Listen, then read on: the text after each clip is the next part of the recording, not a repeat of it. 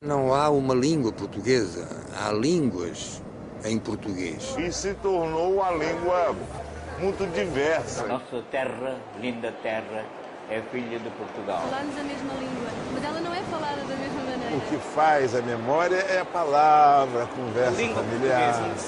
Eu sinto unicamente lembrar que existe sua terra natal. Né? Eu acho que o mais importante é isso, né? Não esquecer a sua própria língua. Né? África, Europa. No fundo, não se está a viajar do ponto de vista geográfico, mas está-se a viajar por pessoas. Né?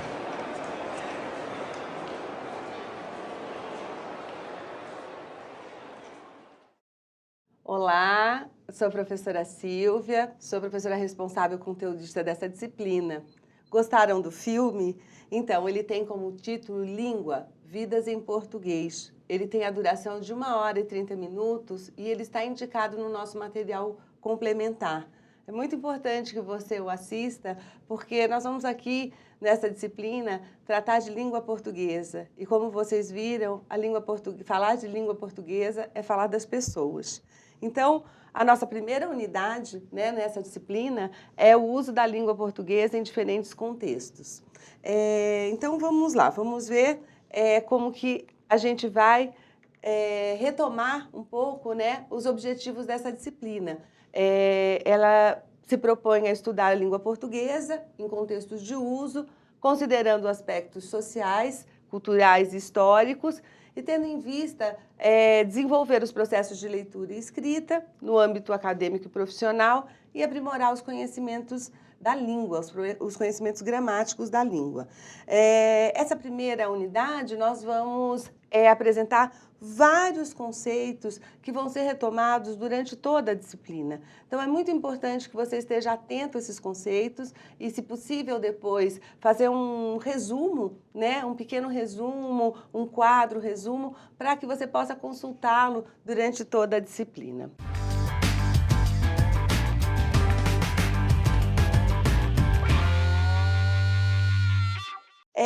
Então, vamos lá definir, né, o objeto do estudo dessa disciplina, que é um objeto complexo, né, que é a língua portuguesa.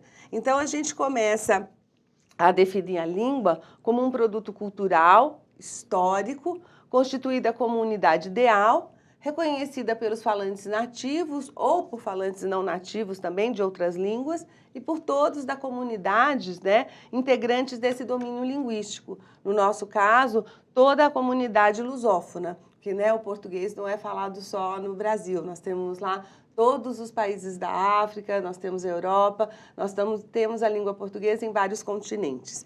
Então, assim, o que é importante a gente perceber nessa definição que eu trago de língua é que muitas vezes na educação básica a gente vem com a ideia de que a língua é um código, que a língua é uma só. Né, e que basta eu aprender as regras da gramática que eu vou estar sabendo lidar e usar a língua portuguesa. E não é bem assim.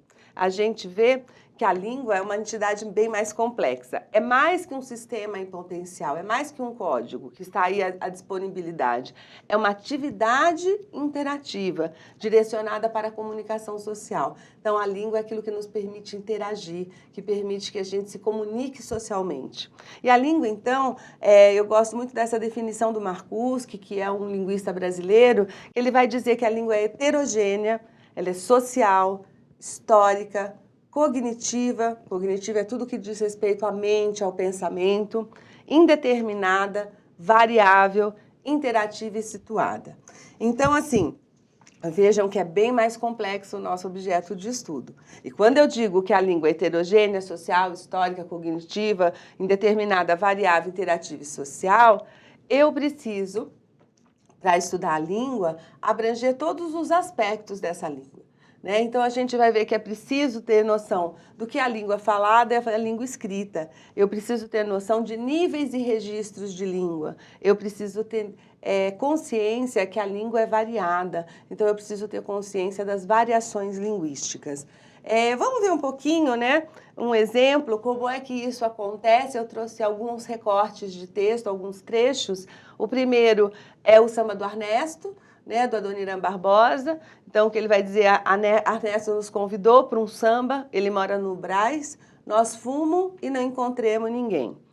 Trouxe também um texto de uma crônica de revista do Ivan Ângelo, que chama Queridíssima. Queridíssima, há muito tempo que não te escrevo. Notícias poucas. Aqui na terra estão jogando futebol. O seu Corinthians, olha, nem te conto.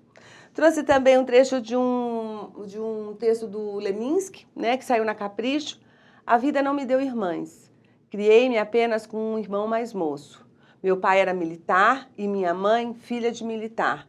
Uma mulher carinhosa e dedicada, mas muito contida de gestos e expressões. E trouxe um texto que tem muito na internet, né, que se você conseguir ler, é porque você é mineiro. Sábado passado, se é setembro, estava eu lá em casa, na cozinha, tomando pin com mel e cozinhando um quilo de carne com boi de tomate para fazer uma macarronada com frango assado. O que a gente pode perceber aí, eu vou passar um pouquinho, depois a gente volta, são os diversos aspectos da língua, né? Então, eu tenho aí uma modalidade, então a língua ela pode se atualizar tanto na fala como na escrita, a língua é oral, mas a língua é gráfica também, e dependendo da modalidade que eu esteja, eu vou usar a língua de determinada forma. Eu também vou ter níveis no uso da língua. Eu tenho um nível que se chama culto e outro coloquial. O culto está muito mais ligado à escrita e às situações comunicativas mais formais, né? E o coloquial mais ligado à fala. Mas é preciso observar que nem sempre toda fala é coloquial, nem toda escrita é culta, né? A gente tem aí os casos das conferências, dos programas dos jornais de TV, em que você tem uma fala, mas você tem uma fala muito mais próxima à escrita, né? Uma fala que é mais preparada. Enquanto você tem também a escrita nas redes sociais, as escritas do Facebook, do WhatsApp, em que você tem uma escrita, uma forma gráfica, mas que está muito mais próxima da oralidade. Então, essa diferença entre oral e escrito, entre fala e escrita, ela funciona como uma linha num contínuo. Aqui você tem a fala, aqui você tem a escrita e as coisas acontecem um pouco ou mais para cá ou mais para lá. É muito importante a gente lembrar disso. E temos os registros, formal e informal, que estão ligados às situações comunicativas. Então, eu tenho situações em que eu não vou poder, gêneros de texto, que depois a gente vai falar um pouquinho, que eu não vou poder fugir de uma variação que se chama norma urbana de prestígio, né? Que eu vou falar dela daqui a pouquinho. Eu não vou poder fugir de usar a língua obedecendo todas as suas regras gramaticais, né? E há situações que eu não preciso nem me preocupar com isso, né? Então, o formal e o informal está ligado à situação comunicativa. E as variações linguísticas, não é? Porque se a gente pensar num país como o Brasil, por exemplo, para pensar em termos de Brasil, você tem uma série de regiões, né? Você tem falares muito diferentes, o falar do norte, o falar do nordeste, o falar do sul do país, e mesmo dentro de uma cidade, se você pegar São Paulo, você tem diferentes falares, né? A Zona Leste tem um falar, a Zona Sul tem um outro falar. Depende muito da cultura, né? Depende muito dos imigrantes, dos migrantes, de quem mora e qual é a cultura desse lugar. Então, aí você tem uma variação regional. Você tem variação situacional, que é essa, dependendo da situação de comunicação, uma variação social que está mais ligada à questão da escolaridade, né? Então, no Brasil, a gente sabe que há uma grande população com um grau menor de escolaridade, então vai usar a língua de determinada forma, histórica, porque a língua se transforma no tempo. E nós temos a norma urbana de prestígio, também conhecida como norma padrão, que eu vou falar um pouquinho dela, que é essa, né? Essa que é usada na imprensa, essa que é usada na literatura, essa que é usada no meio acadêmico e no profissional também. Então, eu vou voltar um pouquinho aqui para nossos textos para mostrar, né? Como aqui a gente tem um uso da língua em que você não usa as regras gramaticais, então não há concordância verbal, por exemplo, né? Aqui, como você tem uma situação informal, ele escreve essa crônica como quem escreve uma carta para alguém muito próximo, porque ele fala queridíssima, então ele vai poder dizer, olha, nem te conto, que é uma expressão tipicamente do oral, e ele está colocando no escrito, né? A gente tem o texto do Leminski, onde ali vocês têm, sim, a norma urbana de prestígio. Ele fala, criei-me apenas com o irmão mais moço. A gente não fala isso, normalmente, num registro mais informal, nem na oralidade, né? Meu pai era militar, filha de militar, uma mãe, uma mulher carinhosa, dedicada, mas muito contida de gestos. Há uma sintaxe típica da escrita e típica de uma linguagem mais formal, e que usa a norma urbana de prestígio, e a fala mineira, que é totalmente regional, né? Que eles vão juntando uma palavra com a outra, vão criando novas palavras. Então, só para a gente ilustrar um pouquinho, tudo isso que eu falei que entra para a gente trabalhar com a concepção de língua.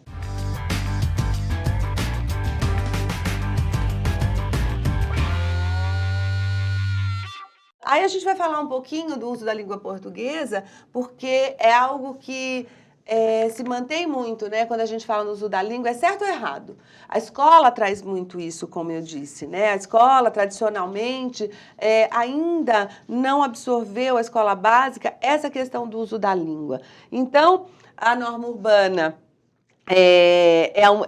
não é a única norma linguisticamente válida, né? Eu acho que é muito importante a gente pensar nisso. Para qualquer situação, o que vale é o jeito adequado a essa situação. Olhar certos usos da língua, não apenas na perspectiva do erro, isso é muito importante, porque aí a gente sai da questão do preconceito linguístico. Quando a gente para de olhar a língua como certo ou errado, a gente é muito mais tolerante em relação a alguns usos, né? E com certeza a gente vai ser um usuário da língua mais competente quando você percebe que aquilo está adequado àquela situação, àquela região, àquela condição social e de escolaridade que a pessoa tem. Eu acho legal isso que o Milor fala, nenhuma língua morreu por falta de gramáticos, algumas estagnaram por ausência de escritores, mas nenhuma sobreviveu sem o povo, né? Então, é o povo, é o usuário da língua que faz essa língua continuar viva, né?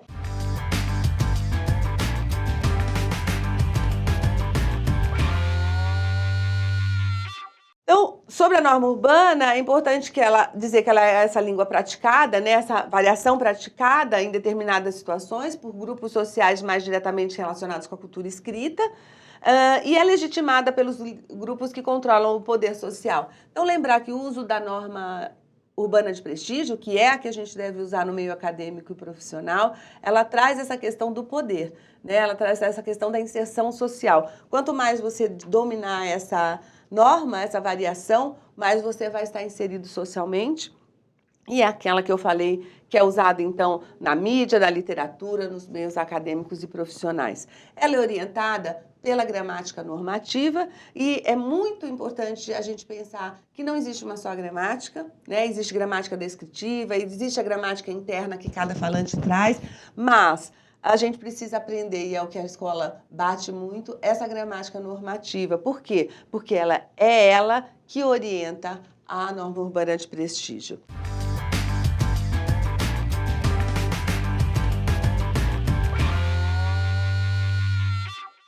Então, por que essa gramática normativa é importante? Porque a gente vai ver agora uma outra concepção, que é a concepção de texto, né? Então, para ler e escrever, né, os textos, a gente precisa também da gramática, da norma urbana de prestígio, dependendo da situação comunicativa, e a gente precisa ter a noção do que é texto, né? Porque há muitas, é outro objeto complexo da nossa disciplina.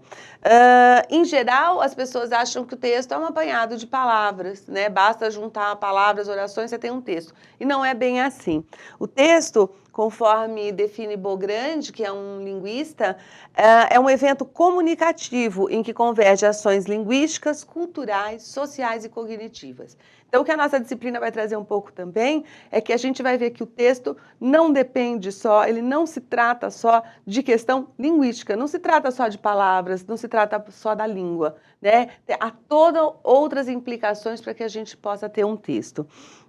Bentes e Rezende, que também são teóricos brasileiros dizem que é um artefato linguístico e um processo sociocultural. Então, essa ideia que o texto é um processo também é uma ideia interessante, né? E que não é só um artefato linguístico, ele também é linguístico. O texto é o próprio lugar da interação em que os interlocutores, sujeitos ativos, nele se constroem e por eles são construídos. Então, essa é a ideia do processo, essa é a ideia da interação, de que um texto, ele nunca está pronto, né? O texto sempre vai para alguém e é esse alguém que vai completar e atribuir os sentidos do texto. Então, é muito importante, e a gente vai ver durante toda a disciplina, que é muito redutor pensar que o texto é só um apanhado de palavras. Ele também é essa materialidade linguística, ele precisa dessa materialidade linguística, mas ele vai além disso. Mas a gente tem que pensar assim, o que faz um texto ser reconhecido, então, como um texto? Se o texto é essa coisa tão complexa, não é?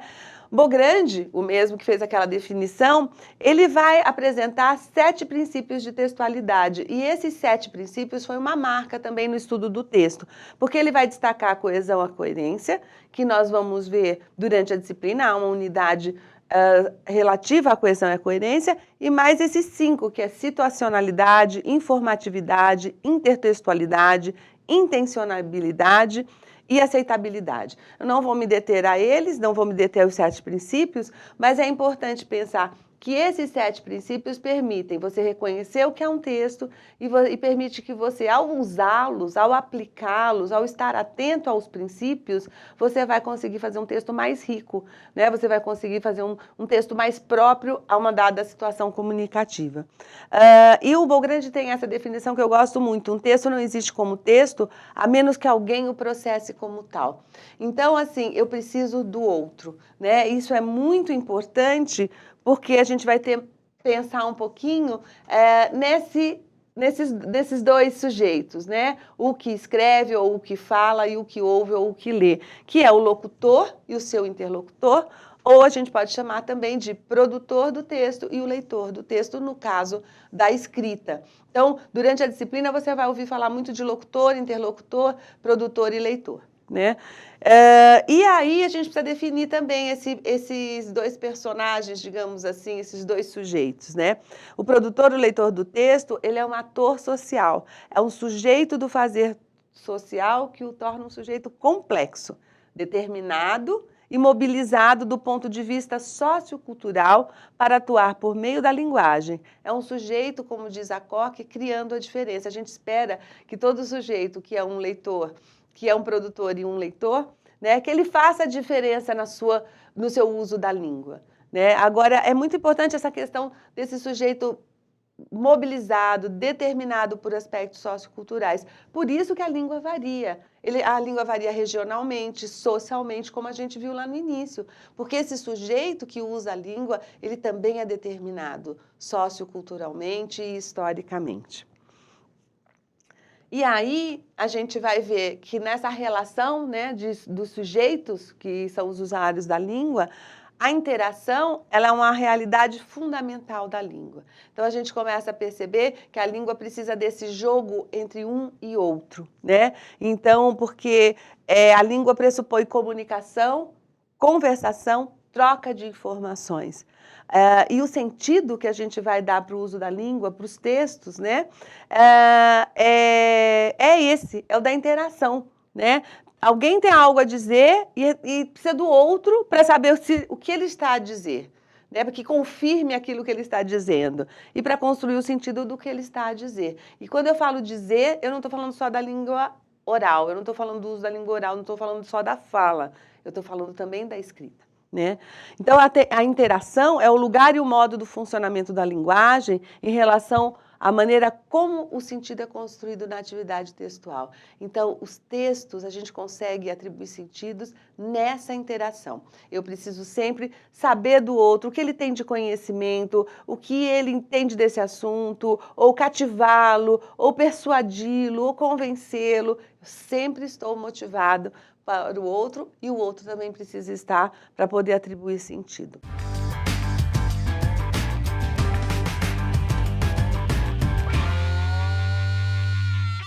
Aí, a gente vai chegar a esse conceito de gêneros, né?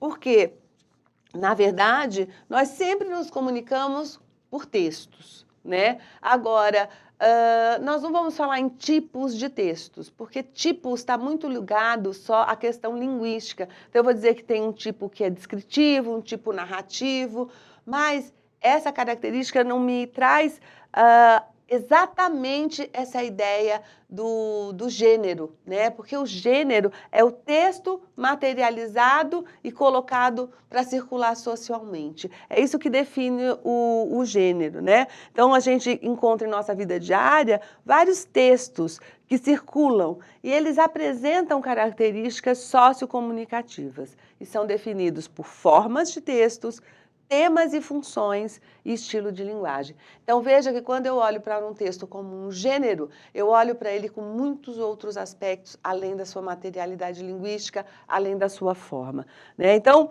vamos ver alguns gêneros. Os gêneros são infinitos, né? Não daria para listar todos os gêneros aqui. Você tem o telefonema, o sermão, as cartas, o e-mail, as notícias, as reportagens, os editoriais, os contos e os romances, para a gente pensar no âmbito literário, receitas, manuais, bulas de remédio, se a gente pensar nesses gêneros diários, cotidianos, né? As conferências, as entrevistas, o horóscopo, as videoaulas, a própria aula, são gêneros de texto. Eu estou produzindo, nesse momento, eu estou produzindo um gênero de texto, né? Eu estou numa situação comunicativa, eu tenho uma função que é passar para vocês, né, uma série de conceitos, vocês são os meus leitores, ouvintes. Então, vejam, toda vez que a gente está falando de gêneros, entram em cena todos esses aspectos, né? E as esferas de atividade são as esferas de atuação do homem, que envolvem a linguagem. Então, toda vez que eu falar em esferas de atividade, a disciplina vai falar muito disso, a esfera de atividade acadêmico, a esfera de atividade profissional. Então, são essas situações, né, que envolvem o homem, que são profissionais, jornalísticas, artísticas, e dependendo da esfera de atividade, eu vou ter alguns gêneros que circulam ou não, né? Que circulam mais, que circulam menos. Então, por isso que é importante a gente ter essa ideia. Só que, para os gêneros, né, circularem, e para a gente ter essas esferas de atividade, a gente vai pensar, então, na ideia de contexto, que é um outro conceito importante, né? Então, a concepção de contexto vai englobar tudo isso que eu falei um pouco até agora. As situações comunicativas, o tempo e o lugar. Quer dizer, que época foi escrito esse texto, né? Se foi um texto do século XIX... Isso vai determinar o uso da língua, vai determinar uma série de coisas para esse texto, né? As situações comunicativas também, se é uma situação comunicativa de trabalho, se é uma situação comunicativa entre amigos, né? As determinações e condições socioculturais e históricas. Então, nunca esquecer que a língua, que os gêneros, que o uso da linguagem, ela está determinada. Então, se a gente vive uma época de liberdade política, se a gente vive numa democracia, a gente vai ter algumas implicações para o uso da linguagem. Se a gente vive numa época de ditadura, nós vamos ter outras implicações para o uso da linguagem. Tudo isso envolve, né? Tudo isso é contexto. As representações sociais compartilhadas são os conhecimentos prévios e as vivências dos leitores. Então, se eu falo para alguém que conhece o assunto, eu vou usar determinado vocabulário, talvez eu não tenha que explicar tanto um conceito. Se eu falo para um público leigo, se eu escrevo para um público leigo, eu vou ter que tomar mais cuidado, eu vou ter que ser mais explicativa, tem outra função o meu texto, né? Então, esses conhecimentos e essas vivências também influem no uso da linguagem, na produção dos textos e da leitura também. As relações dos participantes, então, se os participantes têm um nível de hierarquia parecido, vai ser um uso da língua, vai ser uma forma de falar ou de escrever. Se eu tenho essas relações médico-paciente, patrão-empregado, que são hierarquicamente marcadas, nós já vamos ter um outro uso da língua, né? E os objetivos, porque todo uso da língua, todo uso de gênero, toda escrita de texto tem um objetivo, né? Seja transferir ou buscar conhecimentos, provocar risos, no caso dos textos humorísticos, aconselhar, orientar. Então, a noção de contexto ela é bastante ampla, mas enfim, tudo aquilo que de alguma forma contribui para ou determina a construção do sentido. Koch e Elias vão dizer isso para a gente poder ver como é amplo e sempre estar atento a essa noção do contexto. Na nossa unidade, ela termina falando do novo acordo ortográfico, né, que é um tema bastante importante, porque depois de muita polêmica, os países lusófonos, então a gente tem aí todos, Portugal, Brasil, Angola, Moçambique, Guiné-Bissau, São Tomé e Príncipe, Cabo Verde e Timor-Leste, o Congresso Nacional no Brasil aprovou, então, isso em 2009, depois de uma grande polêmica, né? Na nossa disciplina, lá no material teórico, você vai saber como isso ocorreu e principalmente ver o que mudou, né? Há algumas mudanças. A língua passou por 3 acordos ortográficos, né, desde o século XX.